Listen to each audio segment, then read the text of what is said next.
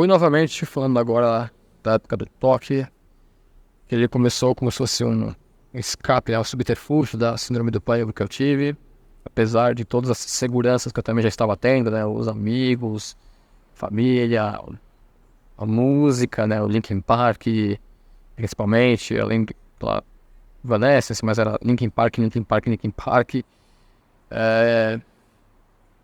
mas houve época que eu chegava a perder até 2 horas por dia com as manias de organização e repetição, com os objetos de forma geral, tudo. Chegou numa época que já estava começando a preocupar muito, mas muito mesmo, a minha família. Até que chegou em um ponto em que minha família começou a falar: não, tu precisa fazer tratamento, precisa ir no psiquiatra, precisa fazer tratamento, precisa ir pro médico. E eu já estava, por causa daquela época que eu passei com a conhecida, né, da minha mãe, dos meus pais lá, que eu tive, aquela que me receitou os remédios, eu tive toda aquela reação. Eu estava traumatizado, literalmente falando, traumatizado. Eu não queria nem pensar em psiquiatra, em psicólogo, de maneira alguma, que eu já ficava tremendo mesmo. Isso é sério. Ficava ansioso, ficava ansioso. E aí eu falava: não preciso, não vou, não quero e tal. E as minhas manias perduraram e foram aumentando, e foram aumentando, e foram aumentando. Mas também não era só as manias, também eu tinha oscilação de humor, oscilação emocional. Por isso também que várias pessoas, muitas gostavam de mim, gostavam muito daquele meu jeito, ao mesmo tempo introvertido em certos aspectos, em outros eu era muito extrovertido, muito.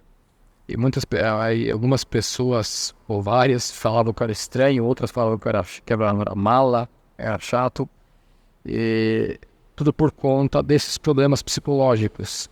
E eu não aceitava, não, que eu tinha trauma de psicólogo, de psiquiatra, não ia de maneira alguma, não ia querer de jeito algum. Mas chegou uma época que não teve jeito. Então eu falei pra minha família, né, após eles ficarem muito insistindo, que era pra. Foi que se fosse um desafio. Falei: olha, eu aceito ir, mas seguinte. Primeiro, eu quero tentar vencer isso, esse toque sozinho. Então, preciso que vocês me deem um tempo. Então eu falei: ó, me dei 2 anos para eu vencer o toque. Se eu não conseguir vencer, eu vou pro psiquiatra. Ou pra psiquiatra. Caso eu vença, ótimo, eu quero tocar a vida sem precisar ir no médico. E aí o tempo foi passando, foi passando. E sim, graças a Deus, claro que dando muito esforço próprio, muito esforço, eu fui vencendo o toque, fui vencendo, até que em menos desse prazo, acho que foi em 1 ano e meio, um pouco mais de 1 ano e meio, eu consegui vencer, mas eu não venci totalmente. Ainda tinha algumas manias ali que perduravam, que na verdade perduram até hoje. E muito mais tarde que eu acabei descobrindo os motivos, né? Por que eu não conseguia vencer totalmente o toque. Mas minha família já viu, falou: ó, venci, quer dizer, pelo menos não me atrapalhava mais, não me causava mais prejuízo na minha vida pessoal ou social, nem nada. Então, ótimo, e tocava o barco. Só que o problema é no caso das oscilações de humor e emocionais, começaram a falar que eu era bipolar. Eu era bipolar. Eu falava: não, eu sou bipolar, eu não sou bipolar. Na verdade, eu nem sabia direito o que significava isso na época.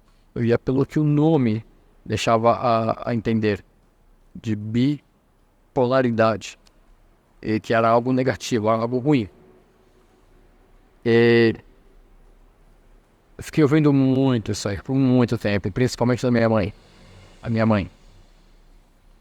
E isso aí perdurou-se por muito tempo. Mas assim, chegou uma época, como eu falei, em relação lá dos meus medos do toque, eu consegui vencer, até que eu conseguia, no caso, voltar a frequentar a casa dos meus avós, consegui passar pelo menos os últimos Os últimos anos, os últimos 2, 3, 4 anos lá na companhia da minha avó, antes dela definhar completamente, até ficar de cama e falecer por causa do Alzheimer. Da mesma forma também foi com a minha avó materna lá em Minas, que essa daí que eu vi era a minha avó paterna.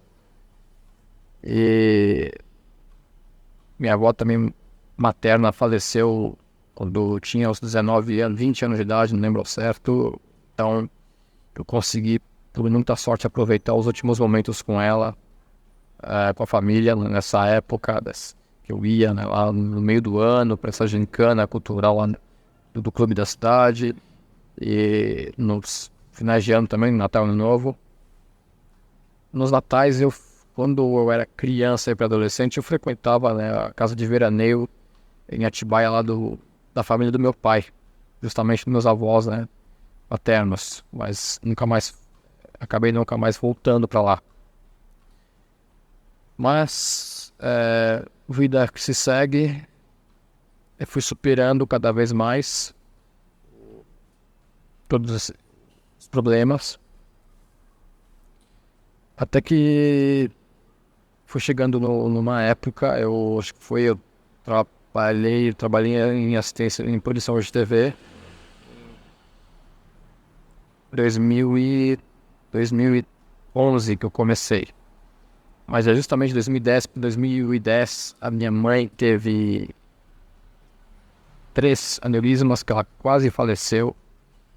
E já é uma outra história, que por milagre ela está viva, mas é uma outra história que eu vou contar daqui a pouco. Mas ela teve...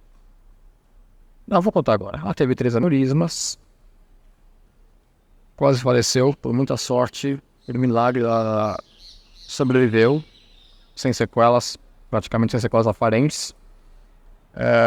Os únicos pontos distintos que ficaram nela é porque ela ficou uma pessoa mais antissocial, ou seja, mudou o comportamento dela e a visão dela, que prejudicou muito a visão dela, mas atualmente até hoje ela faz tratamento para a visão. Só que na época aconteceu algo assim que me fez mudar novamente a minha percepção de vida. Novamente. A outra mudança brusca. Mas isso eu vou deixar para o próximo vídeo, porque senão vai ficar longo. Muito obrigado, até mais. Tchau.